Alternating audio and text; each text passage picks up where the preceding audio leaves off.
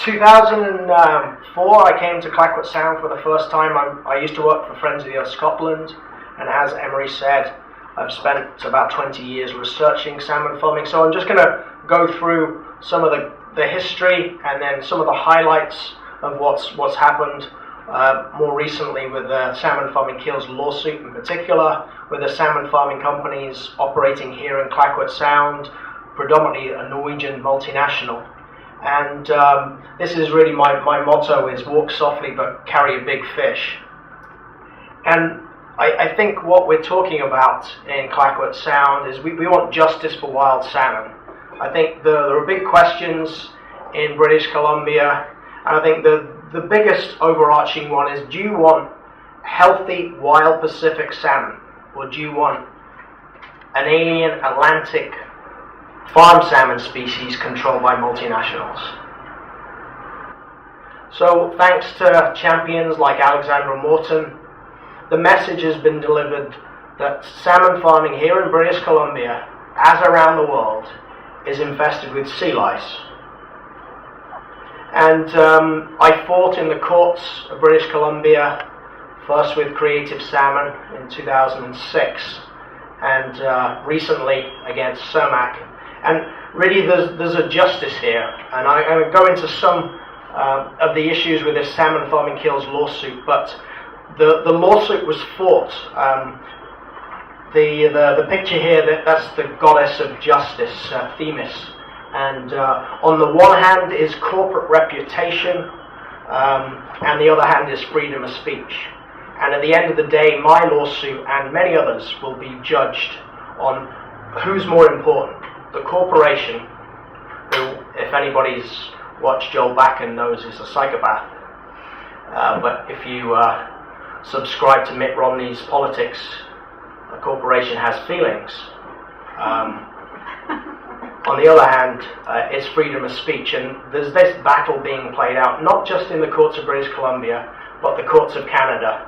And it's very important for free speech, and I'll go into some detail about the implications for free speech. So we launched this campaign, Salmon Farming Kills, drawing parallels between big tobacco and big aquaculture. And most of this talk, if you've seen, maybe in this theatre, salmon fishing in the Yemen, this is the sequel, salmon farming in Norway. And if you've seen the film Super Size Me, instead of Morgan Spurlock, this is John Fredrickson. This is the owner of Marine Harvest. This company is seeking a hostile takeover of Mainstream, of Cermak. This could be the new owner of most of the farm salmon here in Clayoquot Sound. So I'm going to talk about Norwegian companies.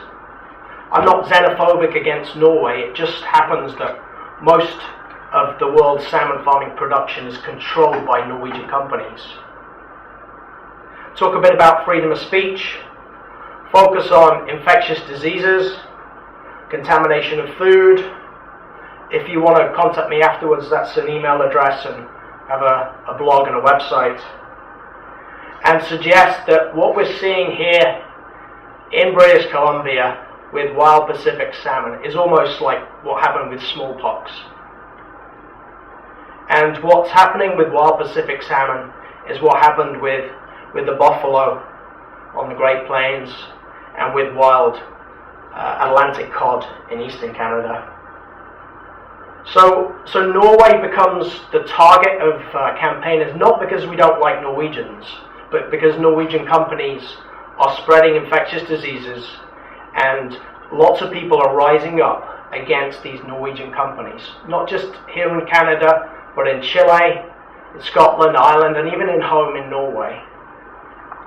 So if I went to university in the 80s, the early 90s, and this was a hero of mine. This is the Norwegian Prime Minister, Gro Harlem Brundtland.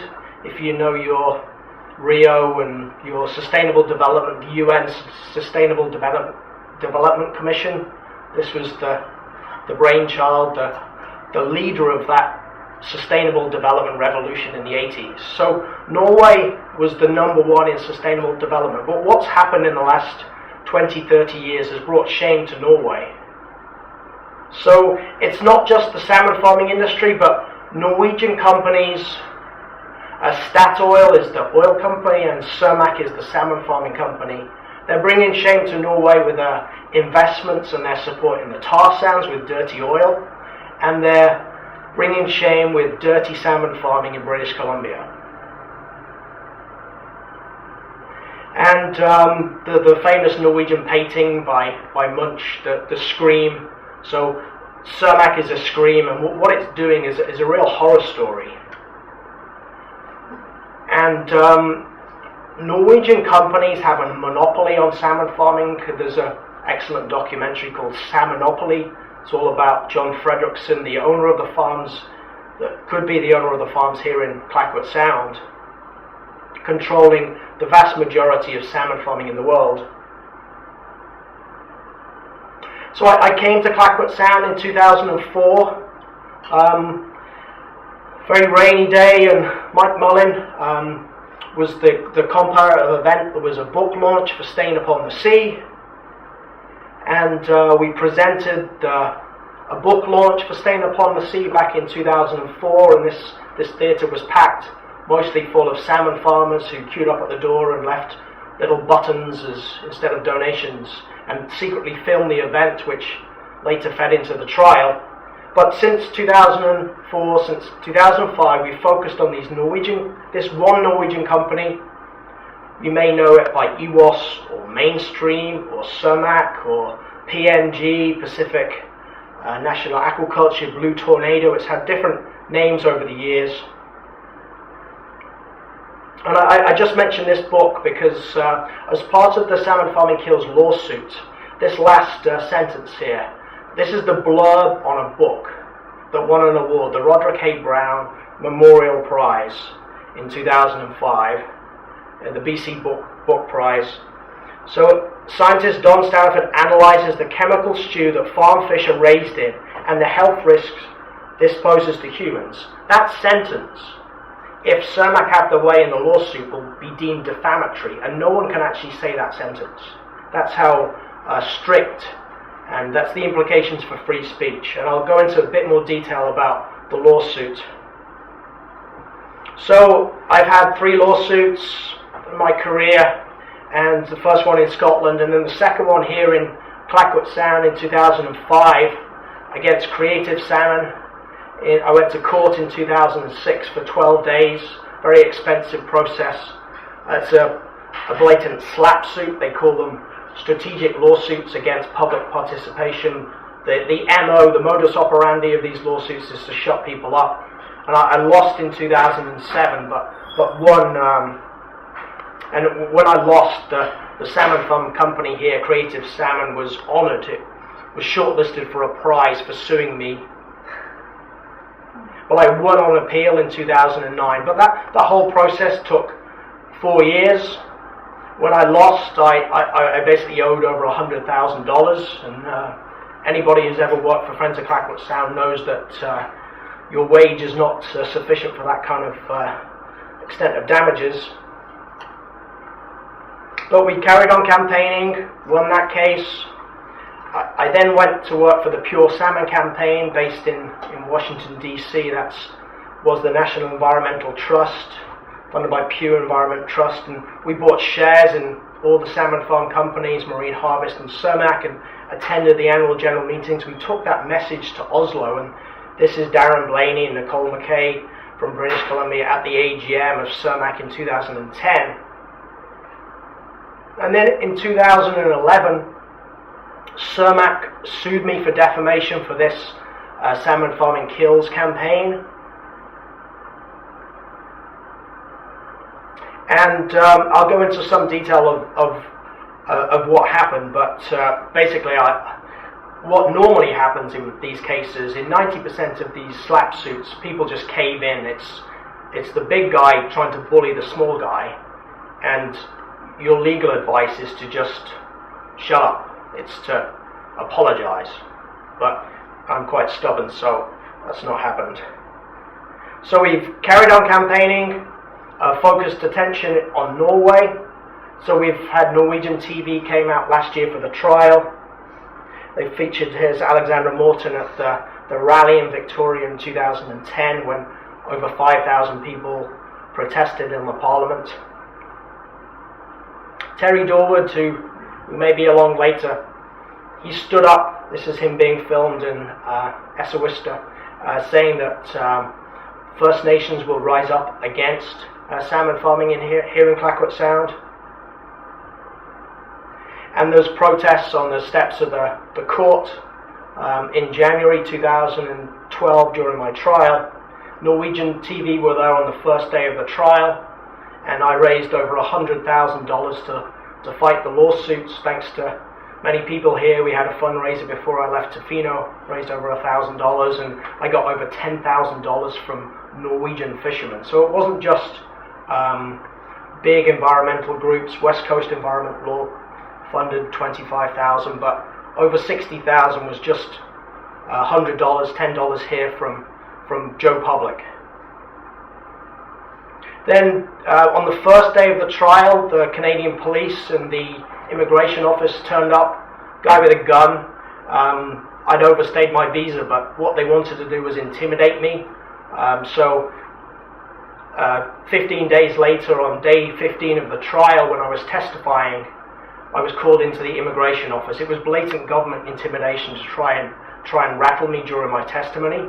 But I was deported, and thankfully I was allowed back. But my offence was to overstay my visa, but it became very political and very public.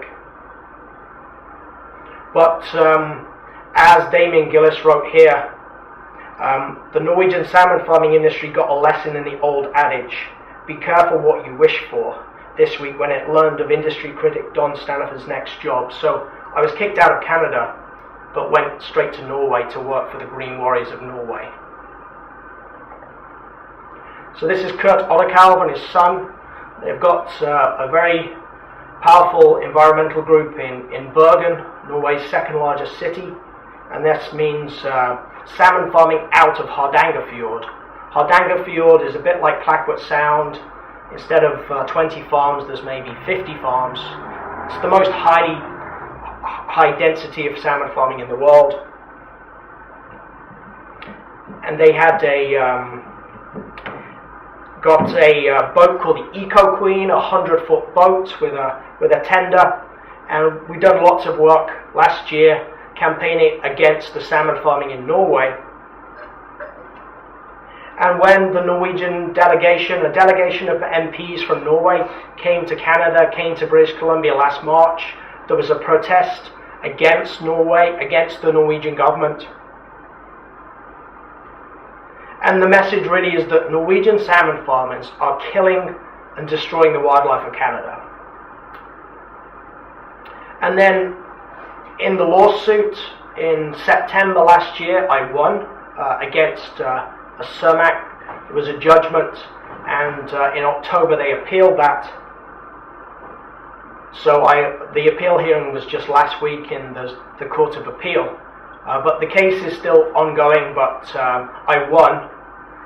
And we took the protest in March this year to Oslo with Wild Salmon First.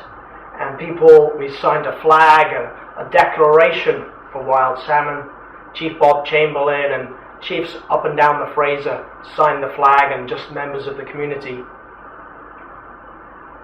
In Norway, we visited a salmon farm and took underwater footage, and what they did is the salmon farmer didn't want us putting the video camera under their farm, so they got they tried to cut the wire. They tried to disable the camera equipment. So this is the salmon farmer here in Norway trying to disable the camera. So the Green Warriors launched a kind of water cannon response. And then Wet, this is the salmon farmer bearing this is actually the manager of the salmon farm. Norwegians, there's a very good reason they conquered the world. The Vikings, they're quite strong, and this is the salmon farmer's response. but we took underwater video camera, video evidence under the salmon farm, and we've done this in Clayoquot Sound as well, showing the waste under salmon farms, and did videos. This in Norwegian says that farm salmon is the most hazardous food product. So the Salmon Farming Kills campaign is drawing parallels between big aquaculture and big tobacco, and how we need warning labels on farm salmon and the salmon farming industry.